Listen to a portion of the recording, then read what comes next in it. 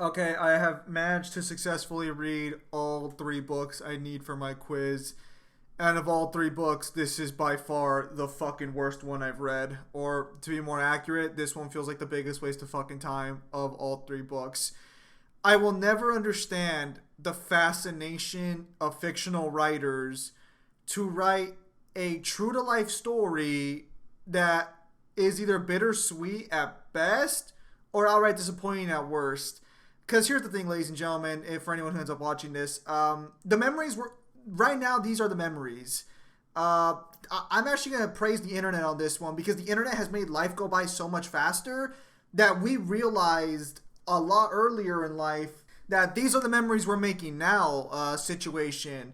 And a lot of these books just love to jerk themselves off with the idea of like, oh, time has passed, the memories, a person's life. And they make them so fucking mundane. It's so boring. And there's like next to no good resolutions in this one.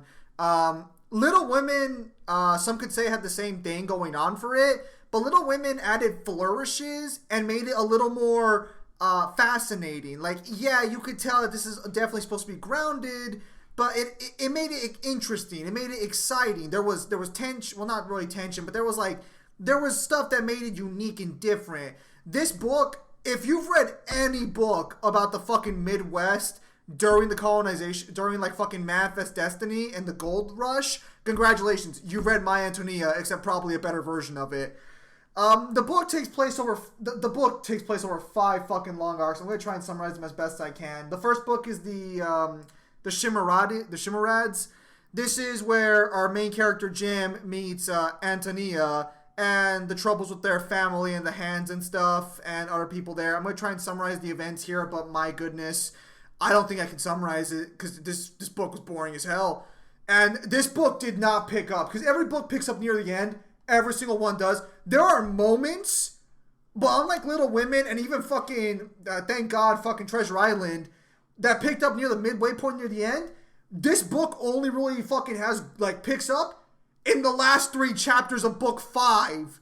And that's it. Everything other than that is fucking boring, except for Lena's portion of the story and hearing a little bit about another character, but I can't remember their names at this point, which is just terrible. So basically, the first portion of the book, they're just a bunch of immigrants trying to help each other. They end up making friends with the Shimarads. I don't know how to pronounce their fucking family name. I'm just going to call them the Shimarads for this point. And fucking Jim and Antonia become really good friends. There's a fucking Russian group, which they help out the Shimarads and they're friends with them. But we end up finding out that they're allegedly cursed, at least according to themselves, because they were friends with a guy who was getting married one night. And as they were sledding back with a party of 7, and this is funny to me, but it's super fucked up, wolves attacked the party and killed off most of the people on the sleds. But they're like, they're the last people left alive. It's them two, the wife and the husband. And they're like, hey, ditch the bitch. We gotta survive. And the husband, of course, is like, no, fuck off. So they throw both of them off, and the wolves eat them, and they survive. And they get kicked out of their town for surviving. I gotta be honest at this point, like, I mean, you're really gonna kick them out? I mean, come on. They was there now. They were gonna die. I think they should get a little mercy here. I guess the idea is supposed to be they should have sacrificed themselves for the husband and wife, but come on, how many people are actually that selfless? So they end up going to America after saving some money, and one of them dies due to a disease, which he apparently claims is part of the curse that followed them. The other guy eats a fuck ton of melons as his only character trait, and then afterwards is like, yeah, I'm just gonna leave. Hopefully things turn out well. I don't think we ever hear what happens to him. Actually, I think he kind of just disappears off the face of the planet afterwards. Moving on beyond that point, we fucking have the fucking. So I guess I should mention this now.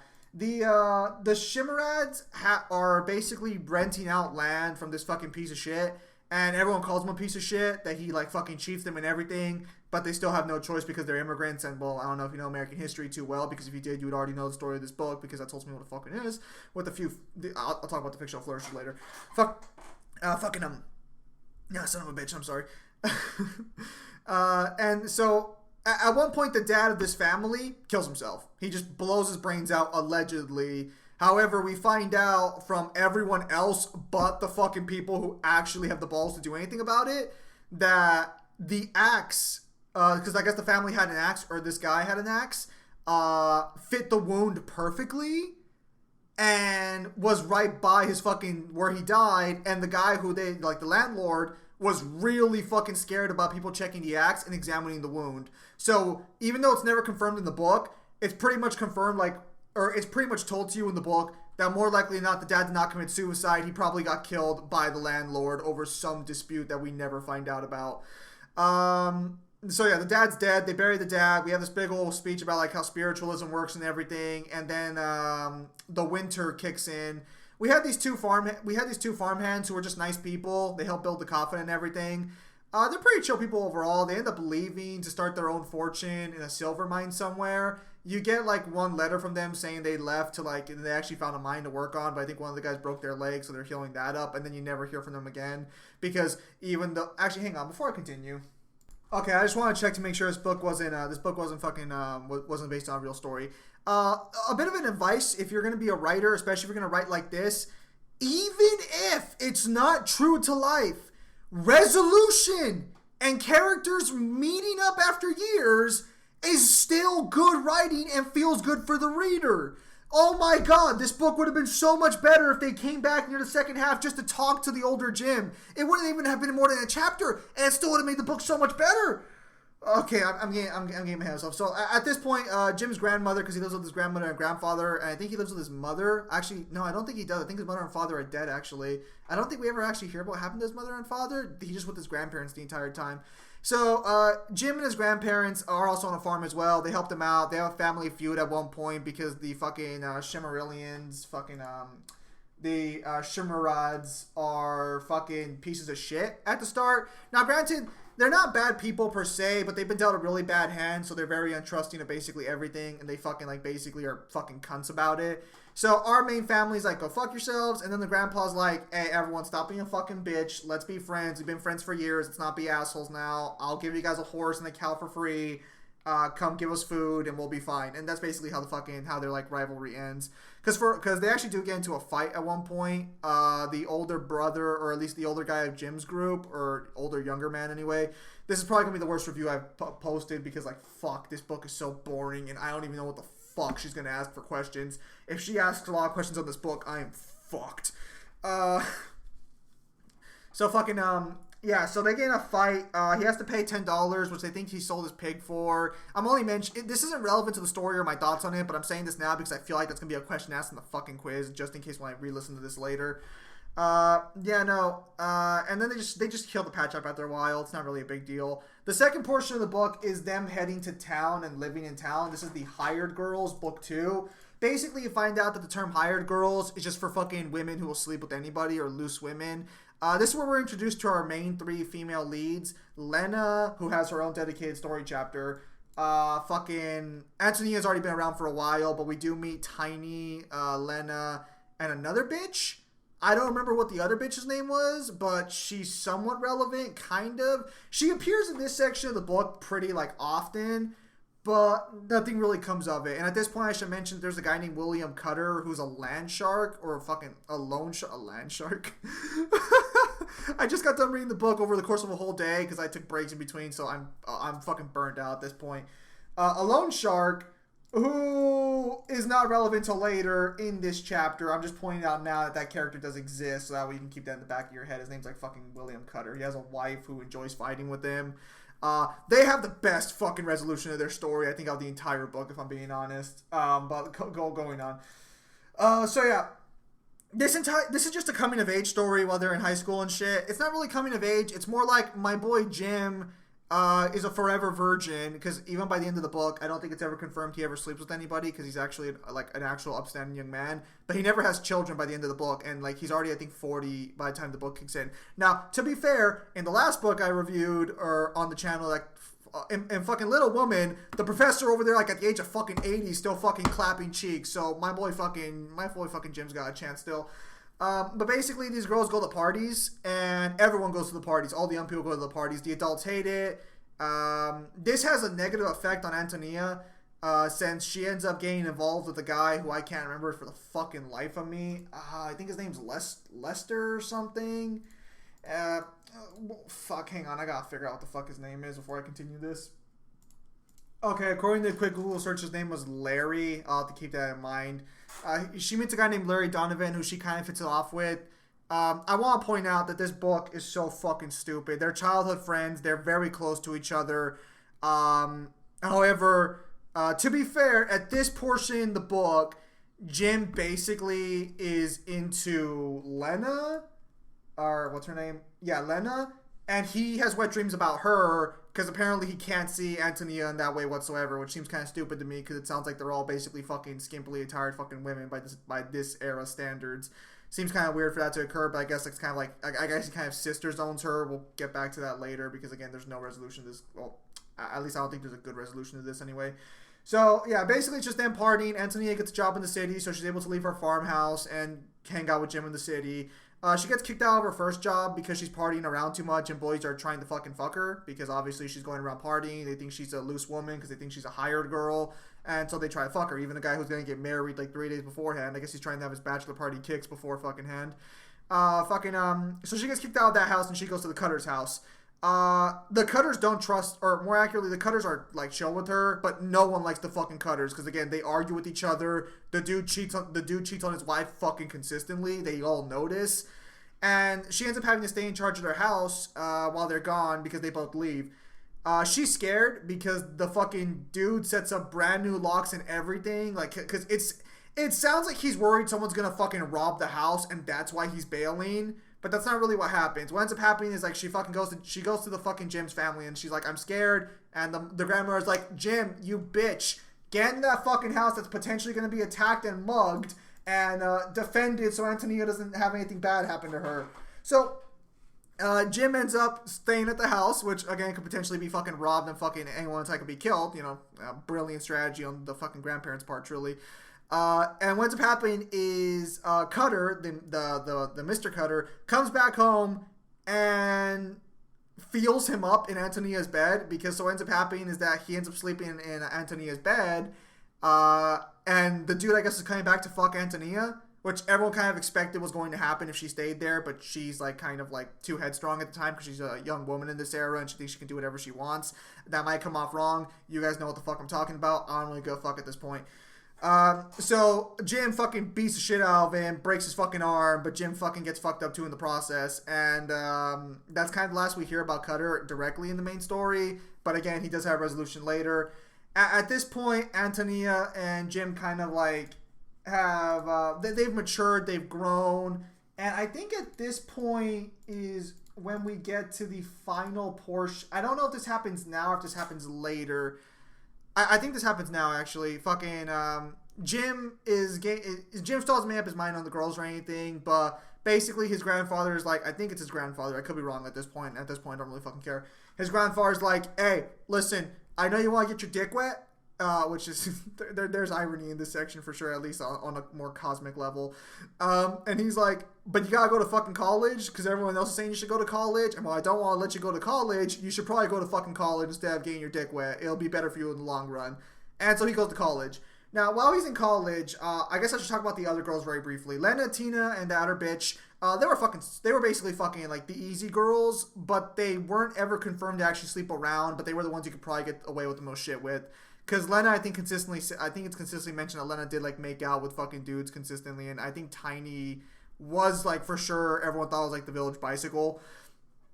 But as we get through it, we end up finding out in the Lena section, our boy Jim is going to college and being a fucking good student. The poor soul, if there ever was one. Trust me, my heart goes out to Jim in this section. Oof. The boy has to learn Latin. Fucking weeping from the soul here. Anyways, so fucking Lena shows up, and we find out that Lena, out of fucking nowhere, I say out of nowhere, but earlier in the second portion, because they all have fucking dreams and shit, but it's so fucking boring at this point. Good God, this book does not pick up, but this is actually one of the few good moments in the book, and of all the books, this is the biggest waste of my fucking time of the 3 I've read so far. Lena, earlier in the second chapter, says she wants to give her mom a better life, and she wants to get a house for her mom that she can enjoy, since, her mom's kind of been on the bad side of life. And you know what? Lena actually pulls through. In fact, I fucking hate this so much, but I'll talk about this anyways. So Lena, in this third section, actually creates her own business, which I don't hate. I actually love the fact that Lena is like self-sufficient because it makes her so much more fucking interesting, and it allows Jim to have a fucking friend that's not fucking brain dead boring and can actually fucking stomach through this shit.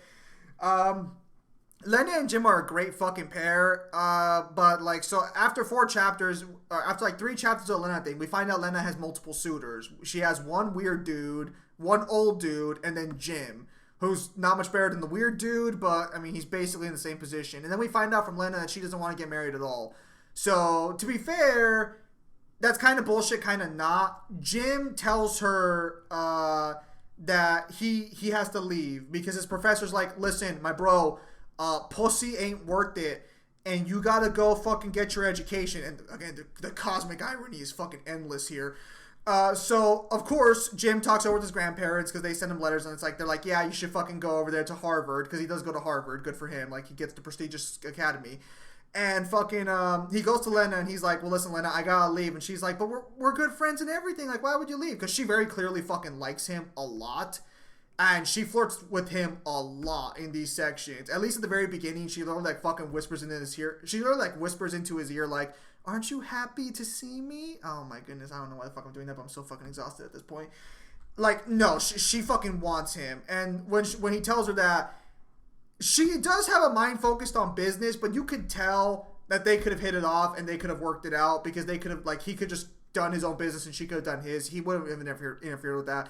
It would have been a nice resolution and given him something to fucking work with as he grows older. But no, they don't. They're like, Lena doesn't want to get married ever. My boy Jim here is going to be the eternal virgin. And so they just send Jim off to fucking Harvard, and she never gets married. Although, to be fair, I kind of get like a little I'll talk a little about like a little like common historian joke these days, at least from what I've seen on the internet, a little further online. Now, in his next venture, he runs into Tiny, who, bless her soul, this was the best part of the book for me, because I don't know if you're familiar with the gold rush and shit like that, or like, well, to be fair, this one was in Alaska, but oh man, I love stories about the gold rush, because if you know your history, you'll know that the people who got rich during the gold rush more often than not were not the miners. It were the people providing service for the miners. So Tiny's story is perfecto for a historian buff if you fucking just enjoy the gold rush there. So Tiny goes to try and get gold, but obviously, that's taking a while. And she realizes, hey, let's take care of the other people, or they take care of them like passively, and then they're like, hey, let's charge them for it. And of course, they get paid in gold and shit because, God, I fucking wish I could have been there for the spirit of adventure these eras had, because that's the good shit. Not like the rest of this novel, which is fucking trash. Except for the last, like, 3... Okay, the longest stretch of the novel is trash. The last 3 books are the most enjoyment you're going to get out of this fucking novel, because you already know the characters, it's nice and easy to go with. It does not hit the highs or the emotional fucking points like Little Women does, and it doesn't try to be exciting like Treasure Island and gets some real good moments in there, but it does get its moments in there. But I would definitely put it again up below the other 2. And it looks like this is going to be the longest review out of the other 2. So you find out that she's basically made smart business decisions instead of ending up being a fucking slut. But she doesn't get married either, if I recall correctly. Hang on. Okay, so fucking, so I don't think she ever gets married. And this is where, like, you get, like, a really funny joke here. Because Tiny's like, hey, you talked to Lena? Because Lena was a cool chick, maybe she'd want to come over and help me out with my dresses and shit. And I'm like, this is going to be like a roommate situation, right? And funnily enough, in the fight, and that's basically what happens with Tiny. You find out her story. God, perfecto, fucking gold rush expert, Tiny here, fucking great. Becomes a good business partner and everything. So she hits up Lena, and they become business partners. And they happen to be very close to each other by the end of the book, and they also aren't married either. So, I guess they're just, they're just the best of friends, truly. Even though, like, if the book was written today, I think there might have been some other connotations added in there. They're probably roommates. Just saying. So book 5. Okay, wait. Actually, there's one more thing about book 4 that needs to be mentioned. We find out in book 4 that Antonia, the boy she liked, Larry, I think his name was. I probably said it differently in the earlier section. Here, let me see if I can't find it again so I get this fucking right. Okay, no, I was right. It was fucking Larry. Okay, so we find out Larry's a piece of shit. He was a conductor of he was a conductor. That's like basically all the book ever fucking says about him. He's a fucking conductor. He was a piece of shit. He fucking knocks up Antonia and then abandons her before marrying. I think he goes to New Mexico to scam immigrants. Truly the American dream just is in full fucking swing in this novel. And so she is pregnant. Now, Jim is disappointed that she's pregnant. But he's not disappointed because he never had a chance with her. Again, she got sister zoned a while back in fucking the second book. But he's disappointed that she let herself be like tricked like that. So he does go talk to her. God, the stupidest part about this book, I think, is that Jim and Antonia never end up together. To be fair, it is based on a true story of someone else's life, and this is how real life turns out. Like, fucking look at La La Land and shit. But fuck, man, I don't know what writer gets their fucking rocks off with this shit. This is too close to home. I guess this is for people who can't. I guess it's for people who don't experience life and experience it through books. But it's like, yeah, that's always fucking annoys me. Maybe it's because I've read some Chicano literature, just the exact same thing, but arguably fucking better.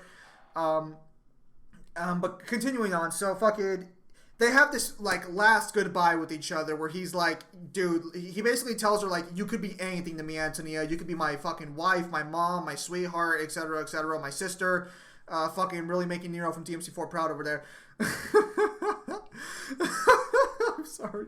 Hang on, let me pause that. Okay, so he basically tells her you can be anything to her, or you can be anything to me. And instead of tying the knot, she's like, you gotta leave to the city again, don't you? And he's like, yeah, I gotta leave to the city again. And again, the eternal virgin proceeds to leave, never to lose his V card again. Maybe the book's hitting a little too close home for me. But fucking, so we make it through this fucking wonderful journey, and we finally get to the final portion. 20 years have passed, and probably, it's not the best portion of the book. I think the third and fourth portions were much better, but it's nowhere near as bad as fucking book 1 or book 2 was, because fuck me, those books overstayed their welcome. So in book 5, it's been 20 years, we find out, thankfully, Antonia has actually gotten married to someone else. Now, I say thankfully because, like, in this time era, that's the goal. I know in today's day and age, like, all women can be empowering by themselves, but we already have the 2 people who are roommates who are self-made women, so we already have that quota filled, and then some. Fucking, so, he goes to Antonia's place to meet her after 20 years because he's always worried about going to see her again. Probably if he hadn't waited 20 years, he might have ended up with her, but the book never really goes into delving on that because it's written in first person and the guy fucking thinking his thoughts in, like, fucking real time. As we continue forward into this, he meets her family. She has like fucking 11 or 12 kids, and they're great. They're great. So he fucking makes it to her place. He drives in. He's like, "Hey, it's me, Jim, Antonia," and she welcomes him back with like warm arms. The family loves him. He just spends time reconciling with the family. This is where we get to the Cutters part. Fucking one of the best parts of the book by far. And it's only like fucking like a couple lines too. So the Cutters fucking feud got so bad because the fucking husband was so obsessed that his wife was gonna get a fucking like some portion of his money. Oh, the boy would have fucking died in today's California's laws. But fucking, so he goes and buys a gun, loads it up, and kills his wife in her sleep, and then kills himself just so that way she can't get a single cent of his money. It's perfect because he's such a piece of shit, but it's like, it's just so random too. It's a nice flourish, besides the 2 girls who are self-made and have their own businesses, which probably is rare at this time period, although you can probably find real-life examples of it. But this is probably like the flourish where it's like, yeah, that probably would have happened in real life, but it's close enough. Wow, if only this book had more of that, it would have been actually worth something! I'm sorry. And going through this a little further, we end up getting to the best part, I think, is that even though Jim doesn't have a family, he even says he has no kids when she asks him. He's accepted as like a he's accepted as an uncle to the family. He's accepted immediately there. So he does get a family in the end. He does like, and they're really cool with each other, and her husband's cool with him. You don't get that stupid sort of like situation where like fucking, better be careful around my wife, you bastard situation. He's like, oh, you're from the city? I'm from the city. You like this one hot singer? I like this one hot singer. We're going to be best friends. And that's basically how it ended up turning out. At the very end of the book, now, I do want to mention her dad, fucking way back in book 1. We're already 24 minutes into this. So way back in book 1, her dad fucking got buried at a fucking goalpost somewhere. And instead of being a good fucking circle, I'll get to this in a moment. She does mention the dad a lot, like, oh, he's still here with us and stuff. And he does mention on occasion too. There's at one point, like, back in book 1, he feels the dad's spirits with them. He tells Antonia this, I think, in book 3 or book 4. And she's like, I wish you would have told me that earlier. It would have made me feel more at peace with him moving on. I'll get to this in a moment. But so going on, fucking, it does have some circle, but the circle's so fucking redundant, you'd never really think about it. He ends up just fucking hanging out with the family. They all love him. He loves them. It's all great. He promises to take the boys hunting to give them experience of the real world as like their uncle and shit. It's great. As he's departing, he heads back into town. And again, I don't get why the fuck these old authors beat themselves off to this shit, man. It's no surprise. Time flies. The places change. You don't need to write a whole book about it. And I know he's not the only one who fucking did it because I've read so many books with the same bullshit. Fucking whatever. Not the point. I've been through so much today. Anyways, and so fucking he makes it to the end at long last. He finds out that basically everyone's left the town, so the town means nothing to him because like everyone he cared about is either dead or gone. Which is a nice touch because, well, it's not a nice touch, it's how real life fucking is, but you know, I guess it's a nice touch. We're keeping to the realism here. And then afterwards, he goes to the road. He goes to the crossroad where they first met, Antonia and himself, and he talks about how it's the crossroads of destiny. It's like his last line in the fucking book because he's too busy jerking himself off to his own fucking ideas, kind of like the writer is. But I can't blame the writer. Most writers do this too. And it's so fucking stupid because I don't think this is where her dad is buried. I think his dad, because the road is still there, although it does pave differently. And earlier they point out that the road will never, that where her dad's buried will never be on a road anywhere. And it's confirmed throughout the book that no roads are built on it. The reason I call this fucking circle fucking stupid is because a better circle, unless I was so exhausted by reading the book, I fucked up and I didn't realize that is where the dad is buried. I just want to clarify that for the record. This is interjecture speculation of me being tired of reading this book over the course of a full day, which, to be clear, she gives us like 2 weeks to read each book. You don't need 2 weeks, but when the book is this fucking boring, I should have really paced this out better. So at the very end of the book, he ends up there at Crossroads. Nice little reflection. If he's at where her dad is buried, it's the perfect way to cap off the book. I wish there was a sequel, only to see if fucking Jim turns his life around and actually ends up with the family. But you don't really need to find out about that. And honestly, unlike unlike fucking Little Women, where I actually want to read the 2 books afterwards, just see what happens to those characters, I would only want to like read a synopsis of the sequel just to see if my boy Jim gets fucking laid. If it doesn't end where the dad is buried and that crossroad of destiny is literally just the random road they met the first time that's never referenced again, stupid place to end the fucking book. Huge missed opportunity. I don't know what editors were like back then in fucking 1918, but again, this is considered her best work, by the way. This is considered Willia Carter's best work. It is based on a true story, but fuck me, what editor wasn't like, why don't you just have him show up where the dad died, since that's what the fuck they keep mentioning throughout the entire fucking book? I love this. If I'm looking at the actual reviews right now, it says 59% of people like this book on Google users and 3.85 on Goodreads. Yeah, 59% is a bit too fucking high. Yeah, if you contrast this with the 89% like from Google users and 4.1 on Goodreads for Little Women, and even 82% for Treasure Island, which I feel is weaker in Little Women. Yeah, this book by far, it doesn't have the payoff it needs to. It's an insult to your time. If I'm being, it's 100% an insult to your fucking time. It should have been a bit more romance oriented, or if not romance oriented, they should have taken much more liberties with real life, like fucking people finding themselves again and fucking getting connections again. But the way the book stands, it feels incomplete. It feels like a second draft that should have been worked on further. And it feels like an egregious waste of my fucking time. And good lord, I'm going to be so fucking upset if most of the questions are about this fucking book. Because not only was it the worst book, it also has the least coherent plot and the least specific plot moments outside of her getting knocked up and shit. For like, oh my goodness, I'm so scared for that fucking quiz tomorrow. But you know what? We made it through all 3 books. And I think I'm ready to get a C or at least a D, boys. Let's go. So with that said, ladies and gentlemen, thank you guys for your time as always. Have a nice day. I'll see you guys on the next stream or video.